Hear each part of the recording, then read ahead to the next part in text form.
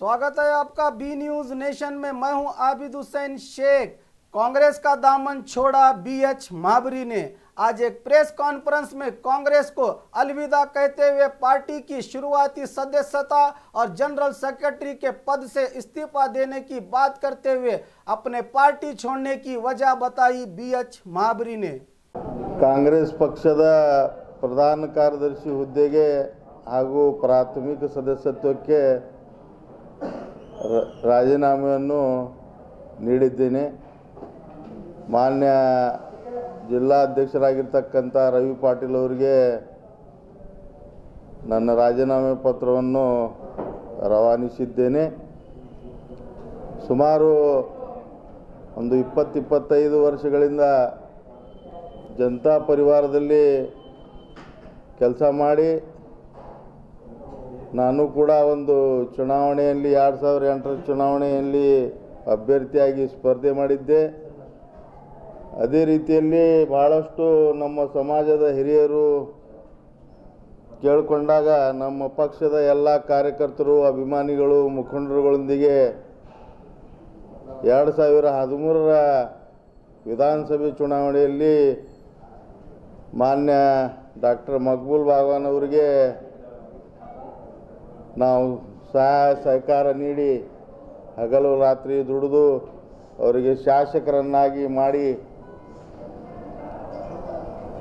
ಮುಂದಿನ ದಿನಮಾನಗಳಲ್ಲಿ ಶಾಸಕರು ನಮ್ಮ ಮುಖಂಡರಿಗೆ ನಮ್ಮ ಕಾರ್ಯಕರ್ತರಿಗೆ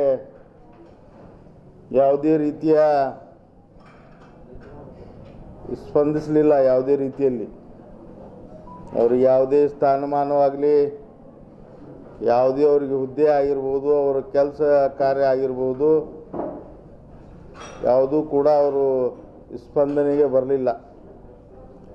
ಸುಮಾರು ಮೊನ್ನೆ ನಡೆದಂಥ ಒಂದು ನಮ್ಮ ಅಭಿಮಾನಿಗಳ ಒಂದು ಸಭೆಯಲ್ಲಿ ನೀವು ಈ ರೀತಿ ಕೂತ್ಕೊಂಡ್ರೆ ನಾವು ಭಾಳಷ್ಟು ವರ್ಷಗಳಿಂದ ರಾಜಕಾರಣದಲ್ಲಿ ಬಂದೀವಿ, ನೀವು ನಿಮ್ಮ ಮಾರ್ಗದರ್ಶನದಲ್ಲಿ ನಾವು ಮತ್ತೊಮ್ಮೆ ರಾಜಕಾರಣ ಬೇರೆ ಪಕ್ಷದಿಂದ ಪ್ರಾರಂಭ ಮಾಡೋಣ ಅನ್ನುವಂಥ ಒಂದು ಅಭಿಪ್ರಾಯದೊಂದಿಗೆ ನಾನು ಕೂಡ ಅವರಿಗೆ ಇಲ್ಲಗಳಕ್ಕಾಗಲಿಲ್ಲ। ಮಾನ್ಯ ಶಾಸಕರು ಈ ಬಿಜಾಪುರ ಒಂದು ಐತಿಹಾಸಿಕ ನಗರ, ಬಿಜಾಪುರ ನಗರಕ್ಕೆ ಒಂದು ಎಂಥ ದಿಟ್ಟ ಶಾಸಕ ಬೇಕು ಆ ಕ್ವಾಲಿಟಿ ನಮ್ಮ ಶಾಸಕರಲ್ಲಿ ಇಲ್ಲ। ಅದಕ್ಕೆ ನಾವು ಕಾಂಗ್ರೆಸ್ ಪಕ್ಷಕ್ಕೆ ರಾಜೀನಾಮೆ ಕೊಡುವಂಥ ಇವತ್ತಿನ ದಿವಸ ಪರಿಸ್ಥಿತಿ ನಿರ್ಮಾಣ ಆಯಿತು। ಈಗ ಬರುವಂಥ ದಿನಮಾನಗಳಲ್ಲಿ ನಾವು ಯಾವ ಪಕ್ಷಕ್ಕೆ ಸೇರಬೇಕು,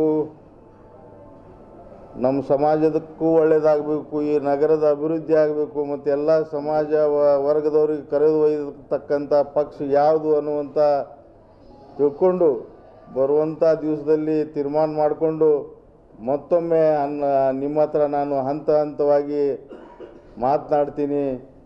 ನಿಮ್ಮದು ಕೂಡ ನಮಗೆ ಸಲಹಾ ಸಹಕಾರ ಯಾವತ್ತೂ ಕೂಡ ಮಾಡ್ಕೊತ ಬಂದಿರಿ, ಮುಂದೂ ಕೂಡ ತಾವು ಮಾಡ್ತೀರಿ ಅಂಥೇಳಿ ನಾನು ತಿಳ್ಕೊಂಡಿದ್ದೇನೆ। ಸೂಕ್ಷ್ಮವಾಗಿ ಗಮನಿಸ್ತಾ ಇದ್ದೆ, ಶಾಸಕರ ಜೊತೆಯಲ್ಲಿ ಕೂಡ ಅಡ್ಡಾಡಿದ್ದೀನಿ, ಅವ್ರ ಮನೆಗೂ ಸಾಕಷ್ಟು ಸಲ ನಾನು ಹೋಗಿದ್ದೀನಿ, ಭಾಳ ಹತ್ತಿರದಿಂದ ಅವರಿಗೆ ನಾನು ನೋಡಿದ್ದೀನಿ। ಈ ನಮ್ಮ ನಗರಕ್ಕೆ ಯಾವ ರೀತಿ ಒಂದು ಶಾಸಕ ಬೇಕು, ಯಾಕಂದರೆ ಇದು ಒಂದು ಐತಿಹಾಸಿಕ ನಗರ, ಇಲ್ಲಿ ಸಾಕಷ್ಟು ರಾಜಕಾರಣಿಗಳು ಬೇರೆ ಬೇರೆ ಪಕ್ಷದಿಂದ ಆಗಿರ್ಬೋದು, ಆದರೆ ಇದೊಂದು ದೊಡ್ಡ ಊರದ, ಈ ಊರಿಗೆ ನಾವು ಕೂಡ 10-20 ವರ್ಷಗಳಿಂದ ಭಾಳಷ್ಟು ರೈಲ್ವೆ ಆಗಿರ್ಬೋದು, ಈ ಮಾಸ್ಟರ್ ಪ್ಲ್ಯಾನ್ ಆಗಿರ್ಬೋದು, ಏನೇನು ಎಲ್ಲರ ಬಗ್ಗೆ ಹೋರಾಟ ಮಾಡ್ಕೋತಾ ಎಲ್ಲ ರೀತಿಯ ನಾವು ಜನರಿಗೆ ಕೇಳಿದಾಗ ಮಾಡ್ಕೋತ ಬಂದೀವಿ। ಆ ದಿಶೆಯಲ್ಲಿ ಇಂಥ ಶಾಸಕಂತೂ ಎಂದೂ ನೋಡಿಲ್ಲ। ಭಾಳಷ್ಟು ಶಾಸಕರಿಗೆ ಜೊತೆ ನಾನು ಸಂಪರ್ಕ ಹೊಂದಿದ್ದೇನೆ, ಒಂದು 8-10 ಶಾಸಕರಿಗೂ ಒಂದು ನೋಡಿರ್ಬೇಕು. ನಾನು ಸುಮಾರು ವರ್ಷಗಳ ಕಾಲ ನಾವು ML ಉಸ್ತಾದರು ಕೂಡ ಒಂದು ಬಾಂಧವ್ಯ ಇತ್ತು.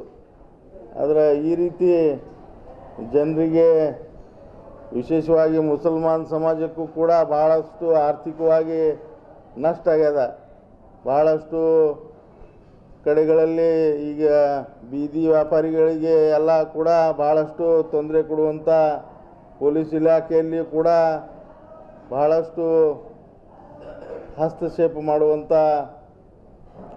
ಶಾಸಕರು ಯಾವುದೇ ರೀತಿಯ ಯುವಕರಿಗೆ ಸ್ಪಂದಿಸುವಂಥ ಕೆಲಸ ಮಾಡಿಲ್ಲ.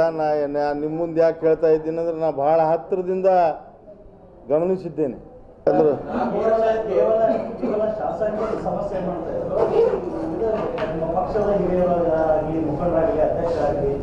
ಇಲ್ಲ, ಅವ್ರದ್ದು ನಮ್ಮದು ಯಾವುದು ಭಾಳಷ್ಟು ಸಂಪರ್ಕಕ್ಕೆ ಬಂದಿಲ್ಲ. ಪಕ್ಷದಲ್ಲಿ ಯಾವುದೇ ರೀತಿಯ ನಮಗೆ ಅಷ್ಟ ಕಷ್ಟ ಏನಾಗಿಲ್ಲ.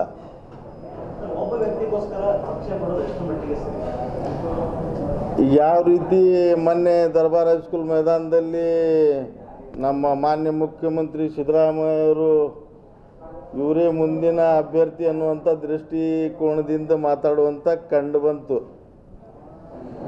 ಮತ್ತು ಇವ್ರಿಗೆ ನೀವು ಅಭ್ಯರ್ಥಿ ಮಾಡೋದಿದ್ರೆ ನಾವು ಯಾಕೆ ಪಕ್ಷಕರು ಅಂತ ಪಕ್ಷ ಬಿಡ್ತಾ ಇದ್ದೀವಿ.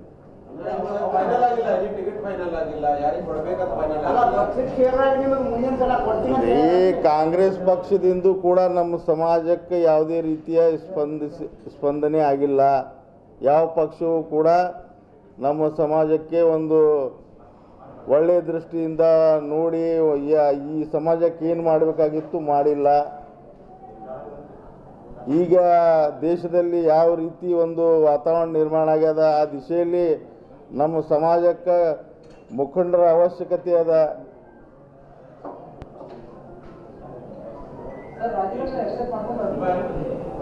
ಪಕ್ಷ ಸೇರ್ಪಡೆ ಆದಾಗ ಮುಂದಿನ ಸಲ ನೀವು ಅಭ್ಯರ್ಥಿ ಮಾಡ್ತೀವಿ ಅಂತ ಹೇಳಿದ್ರಲ್ಲಿ ಇಲ್ಲ, ಏನೇನೋ ಹೇಳಿರ್ತಾರ. ಅವು ಯಾವ ಅದು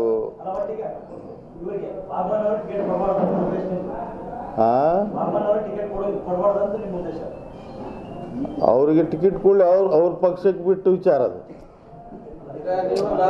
ಇಲ್ಲ, ಈಗ ನಾವು ಬೇರೆದವ್ರು ಟಿಕೆಟ್ ಕೊಡ್ತೀವಿ ಅನ್ನೋ ಮತ್ತೆ ಪಾರ್ಟಿಗೆ ಹೋಗ್ಬೇಕೇನ್ರಿ? ಪಕ್ಷದ ಚುನಾವಣೆ ಬಂದದ್ದು. ಈಗ ನೀವು ಮೊದಲೇ ಒಂದ್ಸರಿ JDS ಬಿಟ್ರಿ, 2-3 ಪಕ್ಷ ಬಿಟ್ಬಿಟ್ರಿ. ಈಗ ನಿಮ್ದು ಅವತ್ತೇನಾರ ನಿಮ್ಗೆ ಎಲ್ಲೆಲ್ಲಿ ಫಲ ಸಿಗ್ತೈತಿ ಅಲ್ಲಿ ಫಲ ತಗೋತೀರಿ, ಎಲೆಕ್ಷನ್ ಬಂದ್ಮೇಲೆ ಬೇರೆ ಪಾರ್ಟಿಗೆ ಹೋಗ್ತೀರಿ ಅಂತ ನಿಮ್ದು ಆರೋಪ ಅದ. ಅದಕ್ಕೆ 3 ಪಾರ್ಟಿ ಬಿಟ್ಟು ಹೇಳ್ಬೋದು. ಆದ್ರೆ ಏನದ, ನಮಗೆ ಈಗ ಭಾಳಷ್ಟು ಹಿರಿಯ ಪತ್ರಕರ್ತರಿಗೆ ಗೊತ್ತದ ಯಾವ್ಯಾವ ಪಕ್ಷದಾಗ ನಮ್ಗೆ ಯಾವ್ಯಾವ ರೀತಿ ನಮ್ಮ ಮ್ಯಾಗ ಅನ್ಯಾಯ ಆಗ್ಯದ, ಮತ್ತು ಎಷ್ಟು ನಾವು ಫೈದೆ ತಗೊಂಡು ರಾಜಕಾರಣದಾಗ ಬೆಳೆದೀವಿ ಅನ್ನುವಂಥದ್ದು ಎಲ್ಲರಿಗೂ ಗೊತ್ತದ. ನಾ ಆ ದಿಶೆಯಲ್ಲಿ ಯಾವುದೇ ಫೈದೆ ತೊಗೊಳ್ಳುವಂಥ ಕೆಲಸ ನನ್ನ ಜೀವನದಾಗ ಮಾಡಿಲ್ಲ, ಮಾಡೋದೂ ಇಲ್ಲ. ಏನು ಮಾಡಿದ್ರು ನಮ್ಮ ಸಮಾಜಕ್ಕೆ, ಈ ನಗರಕ್ಕೆ ಒಳ್ಳೆಯದಾಗುವಂಥ ರೀತಿಯಲ್ಲಿ ನನ್ನ ರಾಜಕಾರಣ ಹೋಗ್ತದೆ ಹೊರತು ಯಾವುದೋ ಫೈದೆ ಸರ್ಕಾರ 3-4 ತಿಂಗಳು ಸರ್ಕಾರ ಹೋಗ್ತದೆ. ಹೊಸ ಸರ್ಕಾರ ಇಲ್ಲಿ ಮಾಸ್ಟರ್ ಪ್ಲಾನ್ ಇತ್ತು, ಆಮೇಲೆ UGD 24/7 ಇಲ್ಲ. ನಾವು ನೀವು ನಿಮ್ಮ ಜೊತೆ ಮಾತಾಡುವಂಥ ಸಂದರ್ಭದಲ್ಲಿ ಯಾವ್ಯಾವ ವಿಷಯಗಳು ನಮ್ಮ ಗಮನಕ್ಕೆ ಬರ್ತಾವ, ನಾವು ಕೂಡ ಶಾಸಕರ ಜೋಡಿ ಸಮಾಲೋಚನೆ ಮಾಡಿ ಅವರಿಗೆ ಹೇಳಲಿಕ್ಕೆ ಪ್ರಯತ್ನ ಮಾಡೀವಿ. ಅವರು ಸ್ಪಂದಿಸಲಿಲ್ಲ, ಆ ದಿಶೆಯಲ್ಲಿ ಅವರು ಕೆಲಸ ಮಾಡಿಲ್ಲ ಅಂಥೇಳಿ ಇವತ್ತಿನ ದಿವಸ ನಾವು ರಾಜೀನಾಮೆ ಕೊಡುವಂಥ ಸಂದರ್ಭ ಬಂದದ. ಬಹಳಷ್ಟು ಪತ್ರಕರ್ತರು ನಮ್ಗೂಡ ಅವಾಗ ಒಂದು ಸ್ವಲ್ಪ ಮಾತಾಡಿದ್ದೇ ಸಬ್ಜೆಕ್ಟ್ ಅದ ನಮ್ಮದು. ಯಾಕಂದ್ರೆ ನಾಳೆ ಚುನಾವಣೆದಾಗ ಹಂಗಿಲ್ಲ, ಇಲ್ಲ ಆ ರೀತಿ ಅಲ್ಲ. ಈ ನಮ್ಮ ವಿಚಾರಗಳು ಸಾಕಷ್ಟು ನಿಮ್ಮ ಬಾಯಿಲು ಕೆಲವೊಬ್ಬರ ಹತ್ರ ಬಂದಾವತ್ತಂದಿನ ಅಷ್ಟೇ. ಇಲ್ಲ, ಅದು ಮುಂದೆ ನಮ್ಮ ಎಲ್ಲ ಅಭಿಮಾನಿಗಳ ಜೊತೆ ಕೂಡಿ ಮಾತಾಡಿ. ಇಲ್ಲ, ನಾ ಅಂತೂ ಚುನಾವಣೆಗೆ ನಿಲ್ಲೋದಿಲ್ಲ. ನಾ ಯಾವುದೇ ಚುನಾವಣೆ ನಿಲ್ಲೋದಿಲ್ಲ. ಸ್ಪೆಸಿಫಿಕ್ ಅಲಿಗೇಷನ್ ಏನು MLA ಆಗಿರ್ತಿತ್ತು ನೀವು ಬೇಗ ಹೇಳ್ತಾ ಇದ್ದೀರಿ ಬೇಗ ಮಾಡಿದ್ರೆ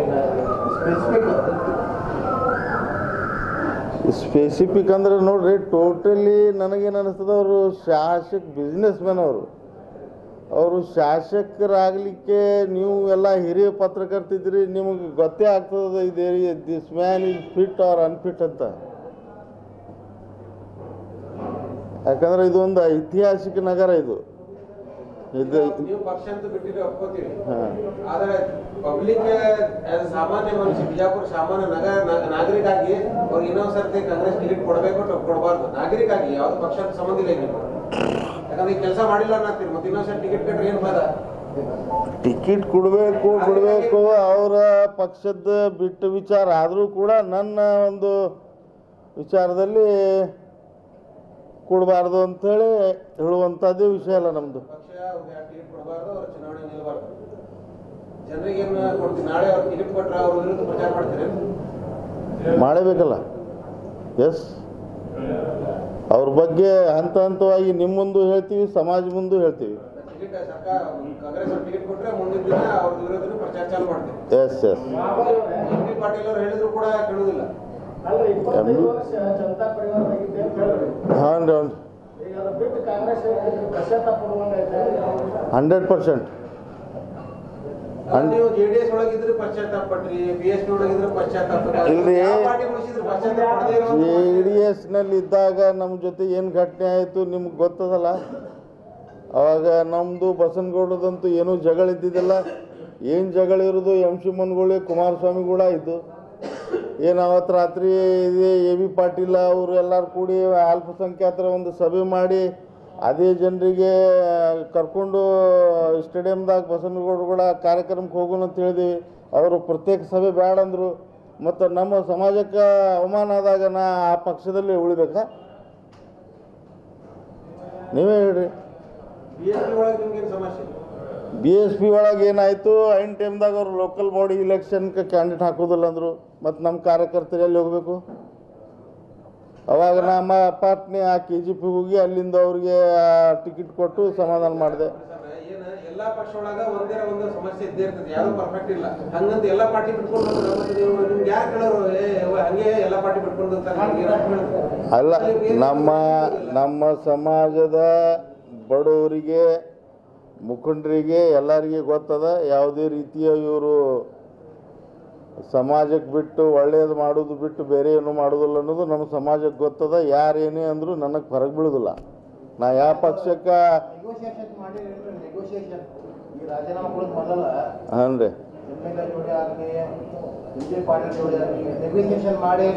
ಇಲ್ಲ, ಅವ್ರಿಗೆ ಯಾರಿಗೂ ಟೈಮೇ ಇಲ್ಲ ರೀ ಮಾತಾಡೋಕೆ. ಯಾರ್ದು ಕಿಮ್ಮತ್ತಿಲ್ಲ, ಮಾತಾಡೋಕೆ ಟೈಮ್ ಇಲ್ಲ, MP ಪಾಟೀಲ್ ಟೈಮ್ ಇಲ್ಲ, ಯಾರಿಗೂ ಟೈಮ್ ಇಲ್ಲ.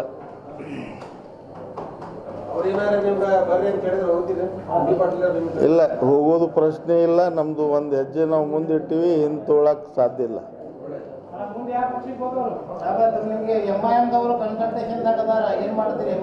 ಇಲ್ಲ, ಇನ್ನ ಏನು ವಿಚಾರ ಮಾಡಿಲ್ಲ ಸರ್. ಇನ್ನ ಈಗ ಮುಂದಿನ ದಿನಮಾನದಾಗ ನಾ ನಿಮ್ಮ ಮುಂದೆ ಮಾತಾಡಿ ಮುಂದೆ ಹೆಜ್ಜೆ ಇಡ್ತೀನಿ.